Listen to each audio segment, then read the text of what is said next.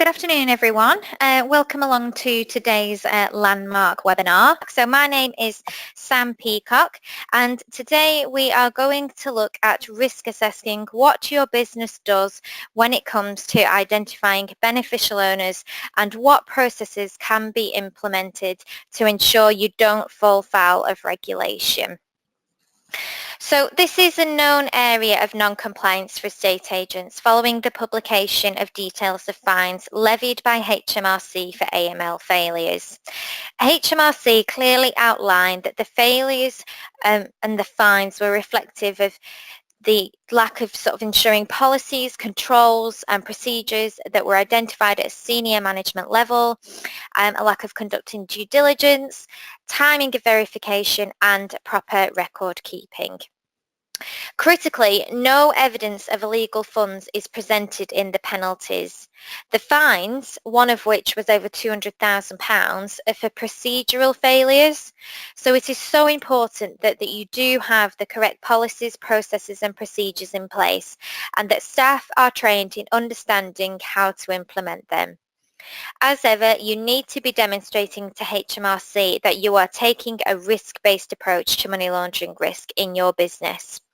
Taking a proactive approach to compliance can only benefit your business, reducing the risk of non-compliance and fines. And as we'll hopefully demonstrate, it will also help with CPRs. So hopefully I will be able to give you a good steer on this today, but if you do have any questions, my details are going to be on the very last slide at the end. So without further ado, let's get into it. As ever, we'll quickly look at what the risks are and why a estate agency is being targeted. A quick look at the numbers gives us an indication of why property is so high on the agenda for government when it comes to anti-money laundering. Around £100 billion a year is laundered through the UK. It's easy to point at the macro impact of this on a global scale, funding terrorism and multinational fraud operations, defrauding governments of tax income and funding criminal activities. But we mustn't forget that money laundering happens on a micro scale too, with a detrimental effect on local communities. In 2018, an accountant in Wales was jailed for laundering £1.7 million through property and cars. Illegal funds from so-called county lines was used to purchase 6 houses in the West Midlands and Mid Wales through third parties. At a time when budgets are squeezed, this places a huge amount of pressure on decreasing resources. HMRC, who regulate estate agents when it comes to AML, acknowledge that although agents don't typically handle funds in a transaction, you are a key facilitator in a property sale and you come into contact with both parties to the transaction at an early stage, so you are in an ideal position to identify suspicious activity. And for those of you who think that Brexit might have an impact, think again. The UK is at the forefront of the European efforts to crack down on money laundering. The UK will be implementing the next iteration of the European regulations known as the 5th Money Laundering Directive. You might recall the 4th Money Laundering Directive, introduced in 2017, was a legislation that introduced purchasers and greater focus on politically exposed persons, or shorter known as PEPs. The 5th Money Laundering Directive will implement greater transparency around beneficial owners and will more formally identify electronic checks as a method by which you can apply customer due diligence, although HMRC are already clear in their own guidance that electronic checks are suitable. Customer due diligence requires you to take a rounded approach to the transaction and really understand their motivations. This is also known as Know Your Customer. So when it comes to customer due diligence, you need to be identifying any beneficiaries to the transaction, otherwise known as beneficial owners. In a standard transaction, you need to ensure you are confirming who owns the property for sale. In most cases, this is reasonably straightforward and is going to be the vendor or vendors. There may be instances, however, where you feel the need to undertake your own verification where the nature of the transaction poses a high risk.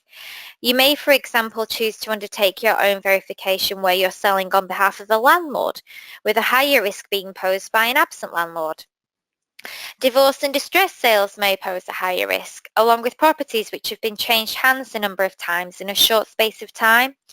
These are just examples, and your own experience and risk assessments will inform your decision to undertake additional verification. So how do we check the owners of a property? Well, fortunately in England and Wales this is reasonably straightforward. Most property in England and Wales is registered with Land Registry, and you can use the title held by Land Registry to verify the information you've been provided with corresponds to the information held on the title. Now the title is split into 3 sections, A, B and C, and proprietorship information is held in section B, and this will identify the owner or the owners of the properties. You must complete your customer due diligence on all owners of the property. This information is available in Scotland and Northern Ireland, but if you would like more information about how to get hold of that, then please just contact me at the end. The title also holds information about the property that might be considered material information in the context of the Consumer Protection Regulations, or CPRs as they're more commonly known. Section A contains a description of the property and whether it is freehold or leasehold. It will refer to a plan, and a copy can be obtained from the Land Registry. If the property is leasehold, there'll be brief details of the lease, such as the date, term, original parties and so on, and will also be shown in this section. A copy of the lease again can also be obtained from the Land Registry. If applicable, Section A will also detail any rights, agreements or matters benefiting the property. For example, a rights of way or a declaration about the boundaries. These might be set out in full or by reference to an earlier title document. If it's the latter, a copy is usually filed at the Land Registry and can be requested. Although it's not expected of agents to further investigate any rights or restrictions, you may wish to ask your vendor for further clarification or advise buyers to inquire whether their solicitor, so as to ensure that nothing comes out of the woodwork sort of 4, 6, 8 weeks down the line that causes the transaction to fall through. By taking a proactive approach to compliance, not only do you demonstrate you have considered beneficial owners, you can also evidence to prospective purchasers any issues with covenants, restrictions or rights of way over the property. This improves the quality of viewings, it reduces your fall-throughs and ultimately helps to deliver the best customer journey. Some transactions may involve the sale or purchase of property via a company, for example when selling commercial property, new builds or a letting portfolio. In such cases, you're required to identify the beneficial owners of the business and carry out customer due diligence. A beneficial owner is anyone who has 25% or more of the shares or voting rights. As these stats show, land held by corporate and commercial bodies is not significant, and establishing ownership information can present challenges. As discussed, there is within the 5th Money Laundering Directive the intention to provide greater transparency of ownership. At the moment, there are a couple of ways to establish ownership information. The 4th Money Laundering Directive introduced the Persons of Significant Control Register, and this is available via Companies House. However, some of this data is still incomplete, and where subsidiaries hold over 25% of the shares, more investigation is needed. Electronic checks take less than a couple of minutes to process and clearly outline the shareholder status of all owners, enabling staff to ascertain the beneficial ownership information quickly and accurately. We're going to look at an example of how to establish beneficial owners. So as I said, a beneficial owner is an individual who has a 25% or more controlling stake in the business. But be aware, you may have more than one beneficial owner. In some more complicated corporate structures, the beneficial owner may be identified through holding companies, depending on the ownership status of the company you're acting on behalf of. In this example, an agent is instructed by company Y to sell a portfolio of properties. Looking at the ownership structure, we can see that Mr. A owns 25% of company Y, Mr. B owns 25% of company Y, Mr. C owns 30% of company Y. He also owns 60% of C&D Limited, which in turn owns 50% of company Y. And Mr. D owns 20% of company Y. So here we have anyone with 25% or more of the shares. We need to apply customer due diligence. So in this case, we'd need to apply due diligence on Mr. A, Mr. B, and Mr. C. However, not Mr. D, as he only owns 20%. Where you are acting on behalf of a large corporate or public body, for example a large house builder, a bank, a law firm or charity, a beneficial owner is anyone who owns or controls over 25% of the shares or voting rights. Ultimately, owns or controls, whether directly or indirectly, including bearer shares, holdings or other means, more than 25% per share of voting rights in the business, or exercises ultimate control over the management and or controls the corporate body. The reality in a lot of cases is that this is going to be difficult to obtain and even more difficult to conduct customer due diligence. Let's take the example of a sale of a repossession property by a bank. In such cases, you may, provided you've outlined it in your anti-money laundering policy and risk assessments, apply simplified due diligence. Banks are themselves regulated entities under the anti-money laundering regime and will therefore have their own risk policies and procedures in place.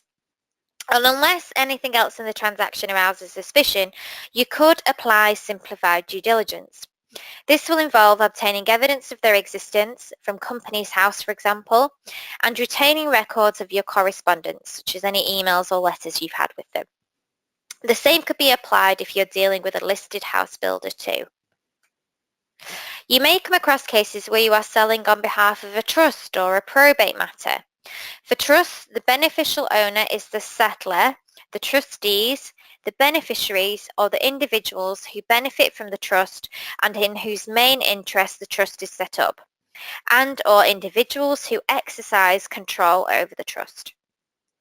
In probate cases, you are often dealing with solicitors.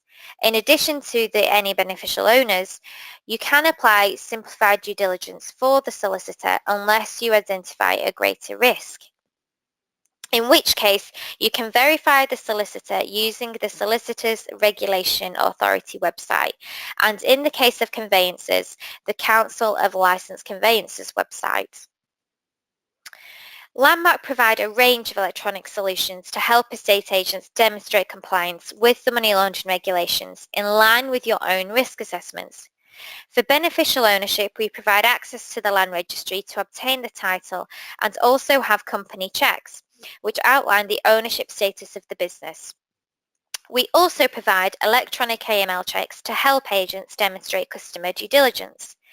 Using electronic data is more thorough than using paper methodologies, as clients invariably have different levels of information that they can provide. Instead of requesting paper ID from purchasers and potentially slowing down the transaction, how much more of a positive an experience are you providing your client with electronic checks? Yes, there is a cost associated with some of these, but what is the sunken cost to your business of staff spending time chasing down answers to this information and then storing it? And what is the perception that this leaves your customer of your business? What is the cost of an electronic check compared to the potential listing you could win by redeploying staff time to more proactive business activities? Compliance in a Box is a pay-as-you-go compliance toolkit for estate agents with a complete range of checks to help with your standard and enhanced customer checks. Thank you very much for attending today. This was the first in our series of Compliance Corner webinars that we are going to be running monthly. So please do look out for any further webinars that we are doing. Also as well, if you have any ideas of webinars that you would like us to run or any sort of further clarification on certain topics or any suggestions you have at all, then please don't hesitate to let me know and we can look at that for you. Thank you very much.